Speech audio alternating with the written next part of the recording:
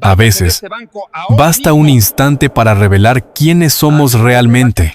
Un anciano con la ropa gastada y una mirada tranquila cruzó la puerta del banco más importante de Madrid, solo para ser humillado por un director arrogante que creyó ver a un pobre más entre la multitud. Pero ese mismo anciano guardaba un secreto capaz de derrumbar el orgullo de todo un imperio financiero. Y cuando la verdad salió a la luz, todos entendieron que el respeto vale más que cualquier cuenta bancaria. Y antes de seguir, permíteme desearte salud y paz. Dime, ¿desde qué país y a qué hora estás viendo esta historia?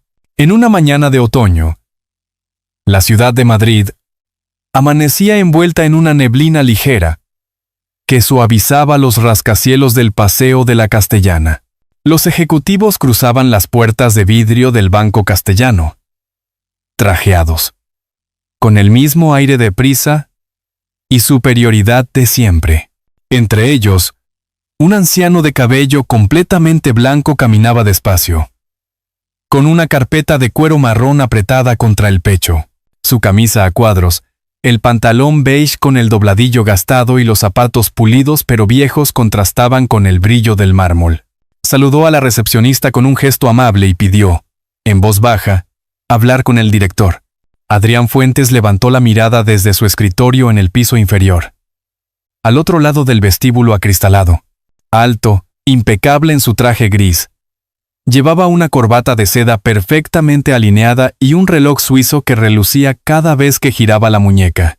Sus ojos se detuvieron en el anciano con la misma expresión con la que se observa una mancha en el cristal. Murmuró algo al asistente y bajó las escaleras, ajustando el nudo de la corbata como quien se prepara para un trámite molesto. ¿Qué desea, señor?, preguntó con voz firme. Solo necesito hablar 5 minutos con el director, respondió el anciano. Es sobre un depósito antiguo. Adrián soltó una sonrisa corta, seca. El director soy yo. Y le aseguro que no tengo tiempo para fantasías. La recepcionista, una joven llamada Clara, observaba la escena con cierta incomodidad. Era nueva en el banco y aún no se acostumbraba al tono de superioridad que su jefe usaba con los clientes humildes. A unos metros, doña Elvira, la secretaria más veterana, levantó la vista desde su ordenador. Reconoció algo en el anciano. Un gesto, tal vez la manera en que sujetaba la carpeta. Señor Fuentes, intervino ella suavemente. Quizá podríamos. No, Elvira. Adrián la cortó sin mirarla. Este lugar no es una oficina de beneficencia. El anciano guardó silencio unos segundos. Los murmullos de los clientes llenaron el aire. Una mujer de abrigo rojo susurró. Pobre hombre. Se habrá confundido de sitio. Adrián cruzó los brazos. Le ruego que se retire. Está incomodando a nuestros clientes. El viejo asintió despacio, con una calma que contrastaba con la arrogancia del otro. A veces dijo, con voz apenas audible, los trajes esconden la pobreza más grande. El silencio cayó de golpe, como si el aire mismo se hubiera detenido. Adrián parpadeó, sin saber qué responder. El anciano giró sobre sus pasos, caminando hacia la salida. Su figura se reflejó unos segundos en las puertas de cristal antes de desaparecer bajo la lluvia fina. Elvira lo siguió con la mirada y murmuró para sí. Ese hombre, yo lo conozco. Mientras tanto, Clara permanecía quieta, con una mezcla de tristeza y rabia contenida. Algo en aquella escena le había removido el alma, como si acabara de presenciar algo más que una simple humillación. Una prueba de cuánto puede perderse el respeto cuando el éxito se confunde con valor. Afuera, el anciano abrió su paraguas azul gastado y se perdió entre la multitud de Madrid, dejando tras de sí una frase que seguiría resonando mucho después de que las puertas del banco volvieran a cerrarse. El sol de la mañana entraba tímido por las persianas del despacho de Adrián Fuentes. Afuera, la lluvia del día anterior había dejado el aire limpio, y los árboles del paseo de Recoletos destellaban con gotas suspendidas en las hojas. Adrián revisaba los balances del trimestre, pero su mente divagaba. La frase del anciano resonaba todavía, como un eco que no lograba apagar. Los trajes esconden la pobreza más grande. Cerró la carpeta con fastidio, se frotó la frente y llamó a Clara. Tráeme los archivos del Fondo de Inversión Vega del año 90. Y 9 ordenó. Sí, señor, respondió la joven. Sorprendida por la solicitud inusual, bajó al archivo del sótano, donde el olor a papel viejo y humedad se mezclaba con el zumbido del fluorescente. Doña Elvira ya estaba allí, revisando unas carpetas. ¿Sabías quién era el anciano de ayer?, preguntó Clara con cautela. Elvira levantó la vista, con una expresión entre nostalgia y preocupación. Creo que sí, susurró. Si no me equivoco, era don Mateo Villalobos, el primer socio fundador del banco. Clara se quedó muda unos segundos. ¿El fundador? ¿Y Adrián no lo sabía? No. O quizá no quiso saberlo. Elvira dejó escapar un suspiro. Lo echaron hace años. Cuando se negó a vender parte del banco a una empresa extranjera, lo perdieron todo por una decisión que hoy llamarían honor. Subieron juntas con los documentos. Cuando Clara los dejó sobre el escritorio, Adrián ya esperaba. Abrió la carpeta, hojeó las páginas y se detuvo en una fotografía amarillenta. 3 hombres jóvenes frente al edificio del banco, sonrientes. Uno de ellos, más alto, con cabello oscuro y mirada serena, era el mismo anciano que había humillado el día anterior. Adrián tragó saliva. Sintió un vacío extraño en el estómago, como si el suelo se moviera bajo sus pies. ¿Por qué nadie me habló de esto?, preguntó en voz baja. Porque usted nunca preguntó. Señor Fuentes, respondió Elvira, con respeto, pero sin miedo. El reloj marcaba las 12:30. Adrián cerró la carpeta con fuerza y se dirigió hacia la ventana. Desde allí, veía el reflejo de su propio rostro en el vidrio. El éxito, el lujo, la soledad. Tráiganme la dirección de ese hombre, ordenó finalmente.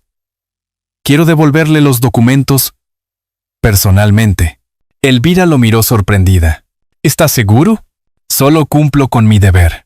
Su tono era seco, pero había una grieta en la voz que delataba inquietud. Esa tarde, bajo un cielo gris que amenazaba tormenta, Adrián condujo su coche hacia las afueras de la ciudad. Las autopistas parecían interminables, flanqueadas por campos de trigo dorado. Llegó a un pequeño barrio antiguo de Segovia, donde las casas eran bajas y las calles olían a pan recién hecho. El anciano vivía en la última casa de una colina, frente a una carpintería vieja. Golpeó la puerta 2 veces. Nadie respondió.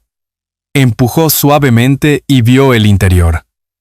Paredes cubiertas de fotografías antiguas, herramientas, y una radio encendida con música de bolero.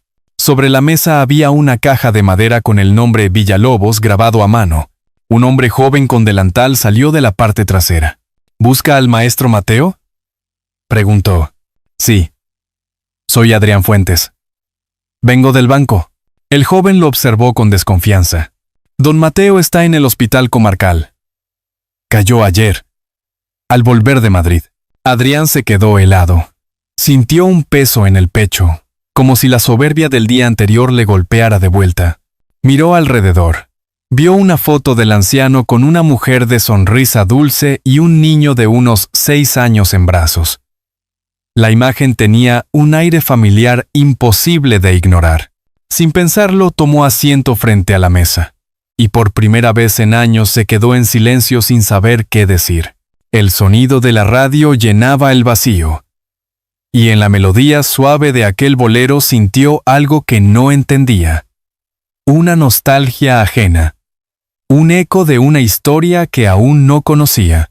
La lluvia empezó a golpear el tejado, marcando el ritmo de su respiración. En el bolsillo interior de su chaqueta, la fotografía del archivo se había doblado un poco, pero su mirada seguía fija en la sonrisa de aquel hombre que, sin saberlo, acababa de abrirle la primera grieta en el alma. El cielo sobre Segovia amaneció cubierto de nubes densas.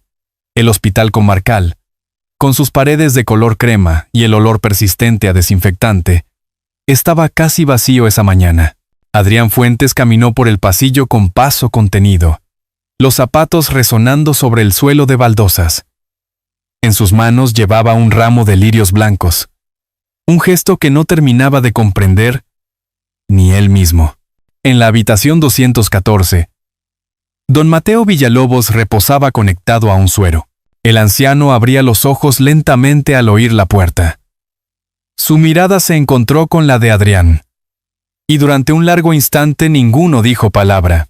«Veo que finalmente ha venido», murmuró Mateo, con voz débil pero firme. «He traído los documentos que olvidó», respondió Adrián dejando la carpeta sobre la mesa. «Pertenecen al banco». El anciano soltó una leve sonrisa. «No los olvidé, señor Fuentes. Los traje para ver si alguien en esa torre de cristal recordaba lo que significan». Adrián sintió que cada palabra le pesaba más que el silencio. Intentó mantener su tono frío. «No entiendo de qué me habla».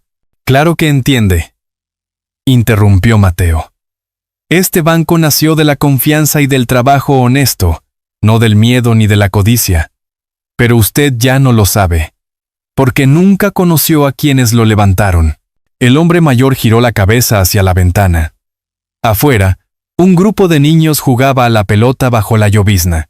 «Su madre sí lo sabía», añadió, bajando la voz. «Era una de las secretarias más nobles que conocí». Adrián se quedó inmóvil. «¿Mi madre?», preguntó incrédulo. «Sí, Elena Fuentes». Tenía esa misma mirada obstinada. «Trabajó conmigo cuando abrimos la primera oficina. Fue ella quien me enseñó que el dinero solo tiene valor si ayuda a la gente». Las palabras golpearon a Adrián como un recuerdo que nunca tuvo. Durante años había borrado el pasado familiar, convencido de que la disciplina y el poder eran las únicas herencias valiosas. Ahora, frente a aquel anciano frágil, su vida entera parecía desmoronarse. «¿Por qué nunca lo supe?», susurró. «Porque usted no quiso saberlo», hijo, respondió Mateo, cerrando los ojos con cansancio. Cuando el alma se llena de ruido, ya no escucha nada más. Adrián se levantó y miró alrededor de la habitación. Una mesilla con un libro de oraciones, una radio vieja, una bufanda doblada con cuidado. Todo en aquel lugar desprendía humildad, algo que él había perdido hacía mucho. Se acercó a la ventana y observó cómo la lluvia golpeaba el cristal. Por primera vez en su vida, el sonido del agua no le pareció molesto, sino purificador. «¿Puedo visitarlo otra vez?», preguntó, casi en un susurro. «Si es para hablar con el corazón», siempre contestó Mateo, sonriendo. Clara entró unos segundos después con una bolsa de fruta. Había decidido acompañar al director tras enterarse de que el anciano estaba solo. «Buenos días», don Mateo dijo con dulzura. «Le traje manzanas». «Eres un sol», muchacha, respondió él. «Me recuerdas a las jóvenes que creían en los sueños». Adrián la observó en silencio. Había algo en aquella sencillez que lo conmovía. Cuando salieron juntos del hospital, la bruma comenzaba a levantarse sobre los campos de trigo. Clara lo miró con cautela. «Nunca lo había visto así, señor Fuentes». «Ni yo», admitió él. «A veces basta un espejo inesperado para descubrir lo que uno ha llegado a ser». Condujeron de vuelta a Madrid sin hablar. Solo el sonido constante del motor llenaba el aire. Adrián tenía la sensación de que el camino era más largo de lo habitual, como si el destino quisiera darle tiempo para comprender. En su bolsillo guardaba la foto del archivo, su madre sonriendo junto a aquel hombre que, hasta ese día, había sido solo un desconocido.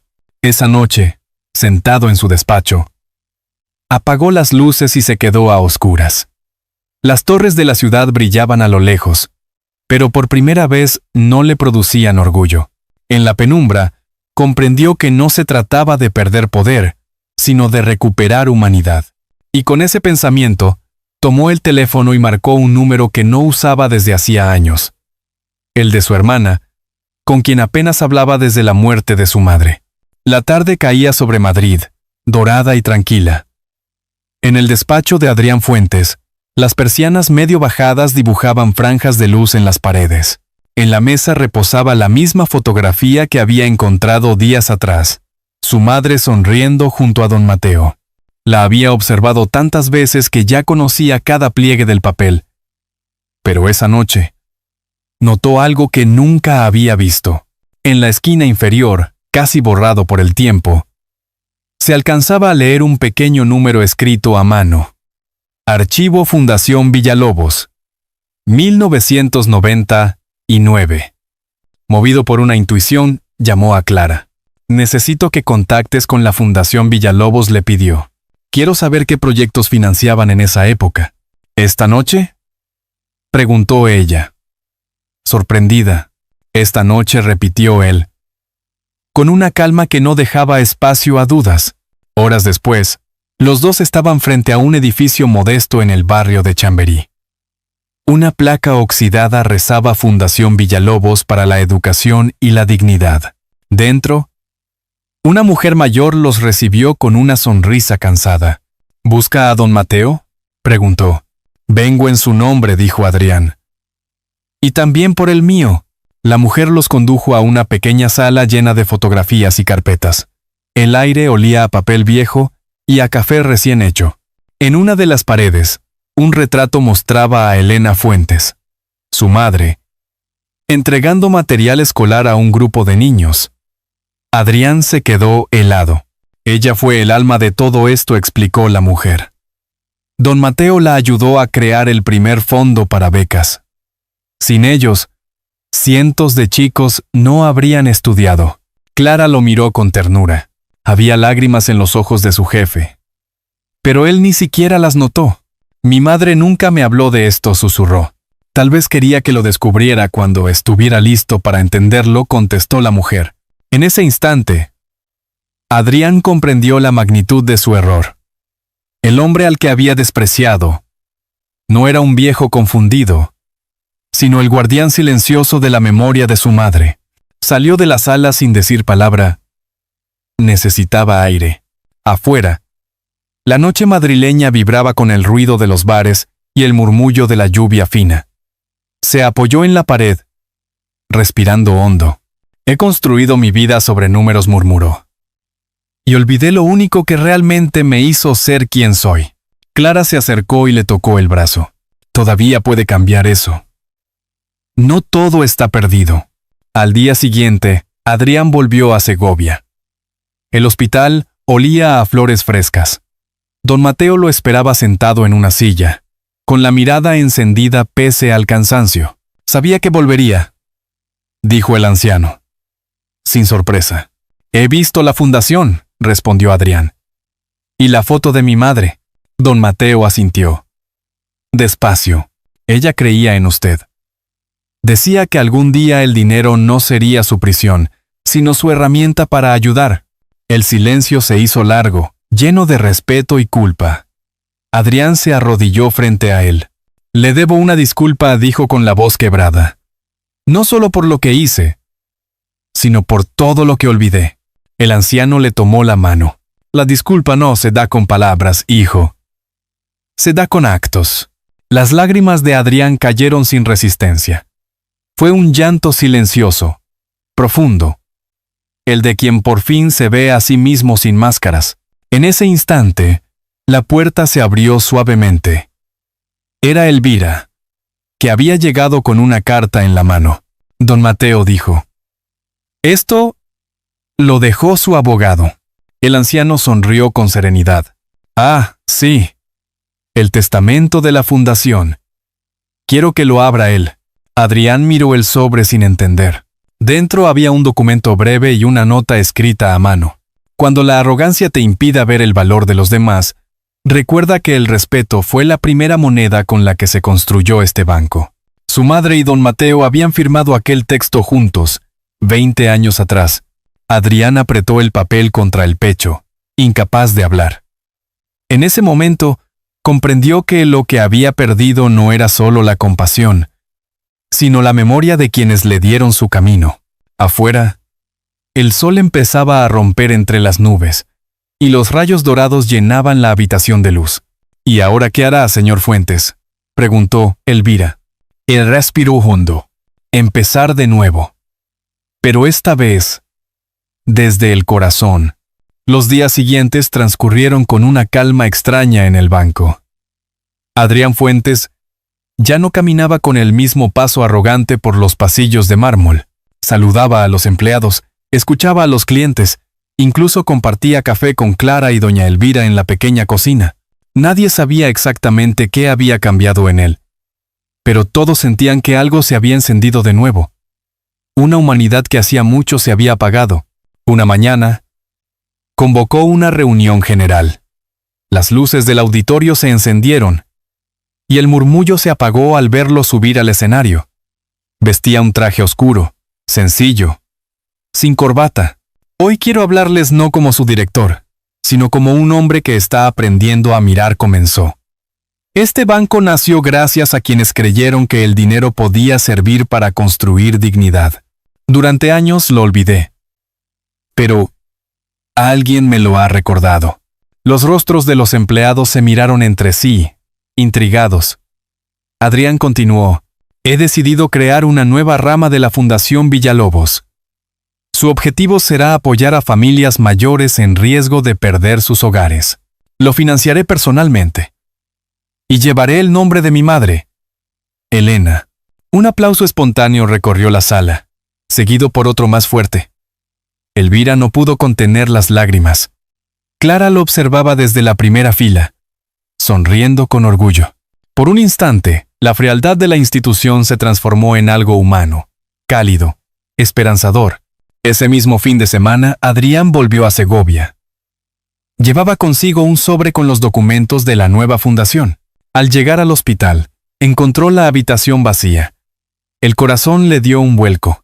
Buscó a la enfermera, quien le explicó que don Mateo había insistido en volver a su casa, para ver el cielo desde su ventana una última vez.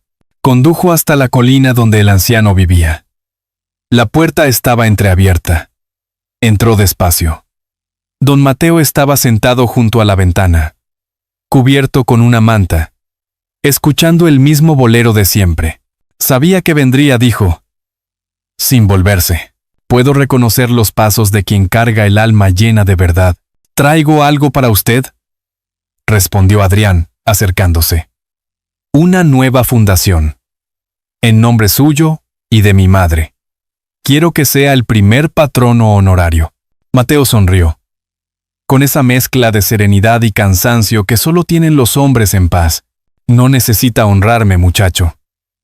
Ya lo hizo el día que comprendió que el respeto vale más que cualquier interés.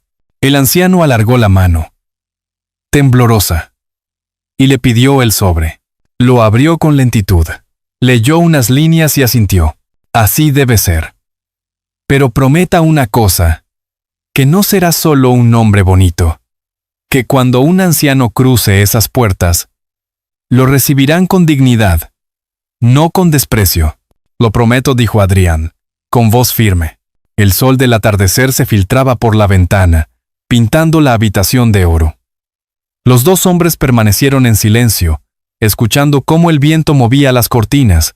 Don Mateo cerró los ojos, con una sonrisa leve, y apoyó la cabeza sobre el respaldo. ¿Está bien?, preguntó Adrián inquieto. Sí, susurró el anciano. Solo estoy recordando.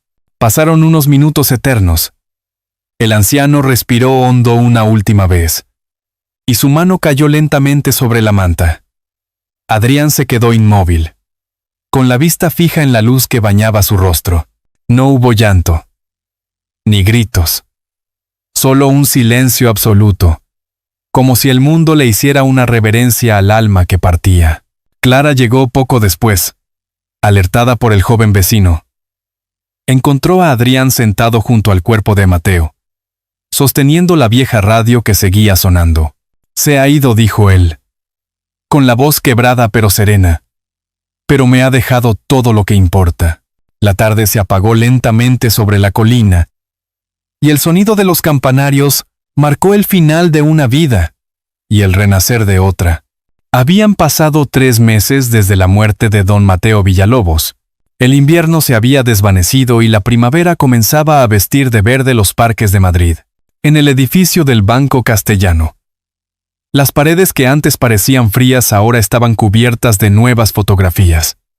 Niños recibiendo becas, ancianos con sonrisas tímidas, familias abrazadas frente al letrero de la recién inaugurada Fundación Elena y Mateo.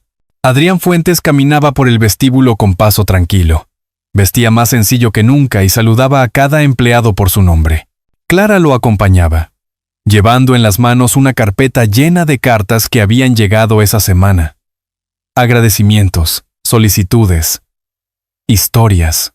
¿Recuerda cuando todo esto parecía imposible?, preguntó ella, mientras salían al patio interno donde el sol bañaba los bancos de piedra. Lo recuerdo, respondió él, sonriendo. Pero ahora sé que lo imposible solo necesita un corazón que lo intente. En el centro del patio se alzaba una placa de bronce. En ella se leía: porque ninguna riqueza vale más que la bondad compartida. Bajo esa frase, los nombres de Elena Fuentes y Mateo Villalobos, Adrián pasó la mano sobre las letras, como quien acaricia un recuerdo. Aquel día tenía una cita especial. Viajó de nuevo a Segovia, donde el aire era más puro y las calles olían a pan y a madera vieja. Llevaba consigo una caja envuelta con cinta azul. En la colina, la casa de don Mateo permanecía igual, con la ventana abierta y la radio apoyada sobre la mesa. Entró con respeto. La luz del mediodía caía sobre el suelo, iluminando las herramientas y los retratos antiguos. Dejó la caja sobre la mesa. Dentro había una foto enmarcada de los tres: don Mateo, su madre Elena y él, tomada de la imagen encontrada en los archivos. Restaurada con cuidado, para que el hogar siga completo, murmuró. Luego salió al jardín. Un grupo de vecinos mayores trabajaba en el huerto comunitario que él mismo había ayudado a financiar. Algunos lo saludaron con cariño. Señor Fuentes, gracias por cumplir su palabra. Él se quitó la chaqueta y se unió a ellos. No había cámaras, ni discursos, ni prensa. Solo el sonido de las palas, el olor de la tierra mojada y las risas. Mientras plantaba un limonero joven, sintió una paz que nunca había conocido. El viento traía el aroma de las flores y, por un momento, creyó oír la voz de don Mateo. El respeto es la primera semilla de la dignidad. Al caer la tarde, condujo de regreso a Madrid. El cielo se tiñó de naranja y violeta, y los rayos del sol iluminaban la carretera como si marcaran un nuevo comienzo. En el asiento del copiloto, Clara revisaba las nuevas solicitudes de ayuda. ¿Sabe una cosa?, dijo ella. Hay un anciano que fue carpintero toda su vida. Dice que quiere donar sus muebles para las casas que apoyamos. Adrián sonrió. Entonces iremos mañana. Nadie debería sentirse solo en el final del camino. Pasaron frente a un grupo de niños jugando en una fuente. Uno de ellos levantó la vista y saludó con la mano. Adrián bajó la ventanilla y le devolvió el gesto. Riendo. Por primera vez en años, su risa era limpia, libre de toda pretensión. Al llegar a la ciudad, el edificio del banco se veía distinto, bañado por la luz del atardecer. En los ventanales superiores se reflejaban los colores del cielo, y por un instante creyó ver las siluetas de su madre y don Mateo observándolo, sonrientes. Aparcó el coche y se quedó un momento mirando ese reflejo. Gracias, susurró, apenas audible, por enseñarme lo que realmente vale la pena. Entró al vestíbulo mientras el reloj marcaba las 8. El eco de los pasos resonó como una melodía conocida. A lo lejos, Clara cerraba las persianas del nuevo centro comunitario dentro del edificio. Una familia esperaba para entregar su documentación. Adrián se acercó, les ofreció café y los acompañó hasta la mesa. Ya no era el banquero implacable de antes. Era un hombre que había aprendido que el dinero puede construir muros o puentes, y que la verdadera riqueza siempre está en el corazón. Cuando las luces del vestíbulo se apagaron, solo quedó encendida la placa de bronce en la entrada, brillando bajo la luna, Fundación Elena y Mateo, donde cada historia merece un nuevo amanecer. Now. Y así, Entre la memoria y la esperanza, Adrián Fuentes cerró el ciclo de su pasado, listo para empezar otra historia, con el alma finalmente en paz. A veces, la vida nos ofrece una segunda oportunidad disfrazada de error. La historia de Adrián Fuentes, el hombre que un día humilló a un anciano y terminó construyendo una fundación en su nombre, nos recuerda que incluso los corazones más endurecidos pueden renacer. Quizás usted también haya sentido alguna vez ese peso del arrepentimiento o la necesidad de reconciliarse con alguien del pasado. Si esta historia le ha tocado el alma, marque el número 1 en los comentarios. Si cree que aún puede mejorar o desea dejar su opinión, escriba el 0. Su voz también forma parte de este viaje de reflexión, porque al final, el verdadero valor no se mide por los logros, ni por el dinero acumulado, sino por la capacidad de reconocer los errores y transformarlos en amor. Adrián descubrió que ninguna riqueza tiene sentido si no se comparte, y que la redención empieza cuando uno decide mirar con humildad. Su cambio no fue un milagro, sino una elección, la de volver a sentir, a perdonar y a construir un hogar donde antes solo había orgullo. El mensaje que deja es claro. El amor, la bondad y la familia son los cimientos más firmes que podemos tener. Cuando se actúa desde el corazón, la vida devuelve siempre más de lo que se da. Como una lámpara encendida en medio de la noche, un solo gesto de compasión puede iluminar los caminos más oscuros y recordarnos quiénes fuimos, quiénes somos y quiénes aún podemos llegar a ser. Tómese un momento para pensar en ello. Tal vez haya alguien a quien necesite llamar, o una disculpa que lleva demasiado tiempo esperando. Las segundas oportunidades existen, pero solo para quienes tienen el valor de ofrecerlas. Y si esta historia ha despertado algo en usted, si le ha hecho sonreír, llorar o recordar, compártala.